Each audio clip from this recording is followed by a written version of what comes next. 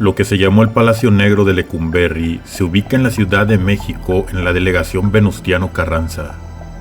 Actualmente es la sede del Archivo de la Nación, lugar que alberga la memoria impresa de nuestro país en sus más de 40,000 volúmenes, correspondientes a los siglos XVI al XX y 931 diarios del siglo XX.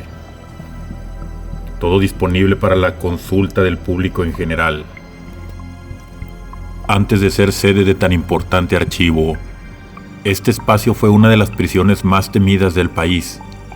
De hecho, el sobrenombre Palacio Negro se lo pusieron los reclusos que relataban a sus familiares las trágicas escenas que allí se desarrollaban cada día. Desde suicidios de reos que no soportaban el encierro, hasta las vejaciones que sufrían a manos de los crueles celadores, e incluso historias de aparecidos. La construcción de la prisión comenzó el 9 de mayo de 1885, sobre un terreno que perteneció a la familia Lecumberri. Tras 15 años de arduo trabajo, bajo la dirección del ingeniero M. Quintana, la nueva penitenciaría fue inaugurada el 29 de septiembre de 1900 por el entonces presidente de México, Porfirio Díaz. La cárcel tenía 804 celdas para albergar a 800 presos, pero, como sucede con todas las prisiones del mundo, la sobrepoblación fue uno de los mayores problemas, a pesar de que en 1908 se amplió una parte del lugar para recibir a 196 reos más. Cada año aumentó el número de prisioneros. Ya para 1971 había 3,800 personas recluidas. El Palacio Negro de Lecumberri funcionó como prisión hasta 1976, cuando su director, Sergio García Ramírez, decidió clausurar las puertas. El inmueble permaneció cerrado hasta 1982, año en que fue remodelado y adaptado para convertirse en la sede del Archivo General de la Nación. Las trágicas historias que se escribieron en ese lugar no se olvidan, a pesar de su cambio de funciones, pues el nuevo personal no tardó en reportar sucesos extraños. Sin duda, la historia de fantasmas más famosa de este recinto es la de Jacinto, el venado. El relato, más que infundir miedo, provoca pena y compasión por este hombre encarcelado injustamente acusado de un crimen que no cometió. Esta es su historia. Jacinto era albañil y fue contratado por una acaudalada mujer para hacer algunas reparaciones en su casa. Con la intención de evitarse molestias y para no ser despertada, le confió al modesto albañil un juego de llaves. Así podría llegar a trabajar desde temprano sin molestar a su patrona. Jacinto le comentó a su esposa, Amalia, en dónde estaba trabajando y lo sorprendido que estaba de ver el lujo en que vivía su nueva patrona. Amalia era una mujer avariciosa, pero ese no era su único defecto. Además, le era infiel a Jacinto con su compadre. Ella ya estaba aburrida de su marido y pensaba dejarlo, pero al escuchar del nuevo trabajo de Jacinto con una patrona adinerada que le confió un juego de llaves de su casa, se le ocurrió un maléfico plan. En cuanto Amalia se vio con su amante, le comentó: podemos librarnos de Jacinto y vivir como auténticos reyes. Le platicó a detalle el plan para asaltar la residencia donde trabajaba su esposo.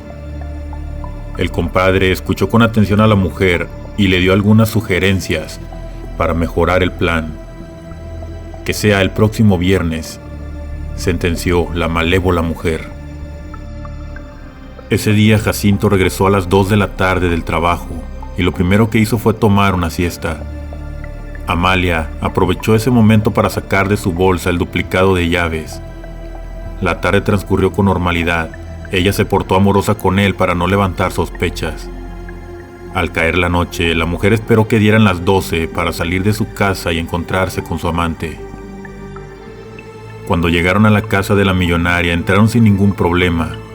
Al ver el lujo con el que vivía esa persona, quedaron impactados. Pisos de mármol, jarrones de porcelana, muebles de primera calidad, tapetes finos, entre otros suntuosos objetos. Sabían que ahí debía haber mucho dinero, solo tendrían que buscarlo. Cuando se dirigían hacia la recámara de la dueña, vieron en un pasillo la caja de herramientas de Jacinto. De ahí el compadre tomó un martillo con el que golpeó la cabeza de su víctima. El ataque fue despiadado. Una vez consumado el asesinato, buscaron en los cajones de la recámara y lograron obtener un valioso botín. Acto seguido salieron de ahí a toda prisa, dejando a la vista el arma homicida ensangrentada. Cuando la policía llegó y vio el tipo de arma que habían usado los delincuentes, indagaron un poco y dieron con Jacinto, a quien tomaron prisionero por ese crimen. Cuando Jacinto fue informado del crimen por el que lo acusaban, de inmediato supo que su esposa era la asesina, pues esa madrugada él despertó y no la vio en la cama. Sin saber más, esperó a su regreso. Cuando ésta llegó, lucía muy nerviosa. Amalia pretextó una visita urgente a su madre, quien había enfermado repentinamente, y dijo que al verlo tan cansado decidió no despertarlo. En ese momento se le cayó de entre las ropas el juego de llaves. Extrañado, Jacinto las levantó y al cuestionar a Amalia sobre el hecho, ella no tuvo respuesta. Durante el juicio contra Jacinto, y por increíble que parezca, Amalia testificó en su contra, afirmando que él le comentó sus planes para asesinar a la mujer. En un acto de amor, el pobre hombre aceptó los cargos sin replicar, pues prefería ir a prisión él mismo antes que su esposa. Cuando Amalia se despidió de Jacinto, cínicamente le juró amor eterno y prometió visitarlo cada viernes hasta su liberación. Las promesas de Amalia nunca se cumplieron. En cuanto pudo, se dio a la fuga con su amante, llevándose el dinero y las joyas producto del crimen. Fue su compadre quien informó de esto a Jacinto e incluso llegó a reclamarle, pues por su culpa había perdido a su marido. La noticia lo derrumbó, pues él nunca imaginó que su esposa le fuera infiel con su propio compadre. Después de esto, Jacinto resistió solo 2 meses y medio tras las rejas. Una noche decidió ahorcarse con una sábana amarrándola de un barandal del segundo piso del pabellón 4. Este suicidio generó una de las leyendas más interesantes desarrolladas en esta prisión, y es que incluso hasta nuestros días, dicen, se ve su espectro colgado del barandal, y hay quien afirma haberlo visto caminar por los pasillos del Palacio Negro con un gesto de tristeza en el rostro. De acuerdo al testimonio de un intendente que trabajó en el palacio cuando ya fungía como archivo, una noche que estaba solo alcanzó a escuchar un suspiro. Esto le provocó un escalofrío tremendo, pues recordó las historias de fantasmas que algunos de sus compañeros le habían contado. Con miedo guardó sus utensilios de limpieza y se marchó de prisa a casa. Días después se repitió este fenómeno, pero el intendente, que hasta hoy permanece en el anonimato, no solo escuchó el mismo suspiro, ahora incluso vio a un hombre sentado en una de las bancas. A esa hora no había nadie. El empleado se acercó a él con paso lento, con miedo pero también con curiosidad. ¿Quién es usted? ¿Por dónde entró?, preguntó tratando de no delatar su turbación. El extraño visitante volvió a suspirar profundo, lo miró y agachó la cabeza mientras preguntaba: «Otra vez no vino, ¿verdad?» «¿No vino quién?», cuestionó a su vez el intendente. «Amalia, mi esposa».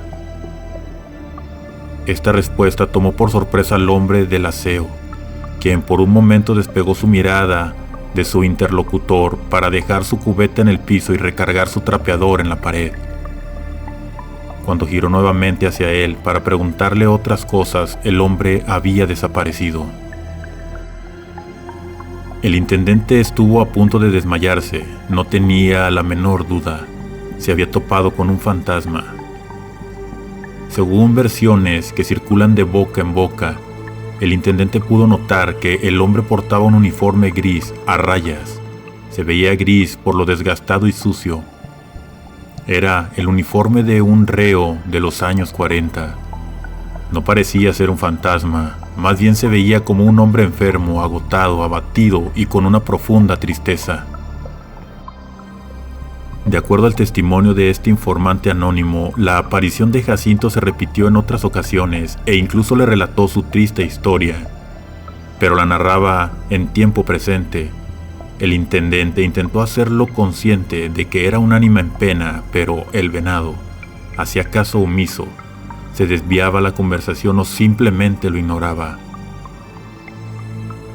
Gracias al apoyo de su compañera Lupita, una archivista que le permitió el acceso a bitácoras y archivos de la época, el intendente pudo comprobar que Jacinto el Venado de verdad existió y padeció con esa triste historia, y aunque nunca logró comprobar a sus compañeros sus encuentros y conversaciones con el fantasma, su vida no volvió a ser la misma. Un contacto con el más allá puede trastornar destinos.